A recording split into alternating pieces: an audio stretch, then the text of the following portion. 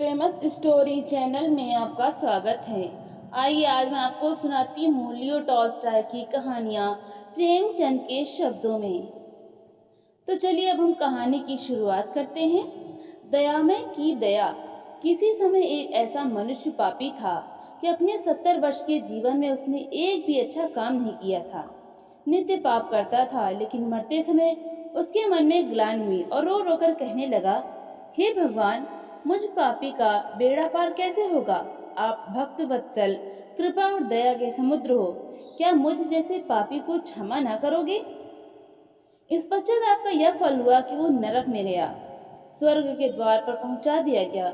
उसने कुंडी खटखटाई, भीतर से आवाज आई, स्वर्ग के द्वार पर कौन खड़ा है। चित्रगुप्त, इसने क्या क्या कर्म किए हैं। चित्रगुप्त, महाराज, यह बड़ा पापी है, जन्म से लेकर मरण पर्यंत इसने एक भी शुभ कर्म नहीं किया। भीतर से, जाओ, पापियों को स्वर्ग में आने की आज्ञा नहीं हो सकती।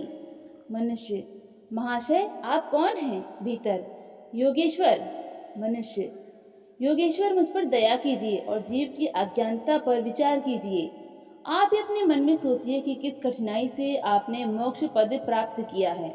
माया मोह से रहित होकर मन को शुद्ध करना क्या कुछ खेल है। निस्संदेह मैं पापी हूँ, परंतु परमात्मा दयालु हैं, मुझे क्षमा करेंगे। भीतर की आवाज बंद हो गई। मनुष्य ने फिर कुंडी खटखटाई। भीतर से, जाओ, तुम्हारे सरीखे पापियों के लिए स्वर्ग नहीं बना है। मनुष्य, महाराज, आप कौन हैं। भीतर से, बुद्ध। मनुष्य, महाराज, केवल दया के कारण आप अवतार कहलाए। राजपाट, धन दौलत सब पर लात मारकर प्राणी मात्र का दुख निवारण करने के हेतु आपने वैराग्य धारण किया। आपके प्रेम में उपदेश ने संसार को दयामय बना दिया।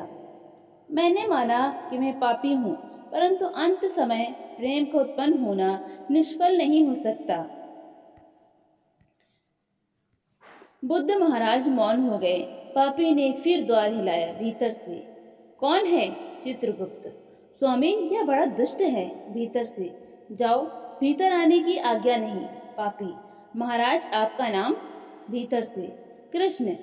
पापी, अति प्रसन्नता से, आहा, आप मेरे भीतर चले जाने में कोई संदेह नहीं।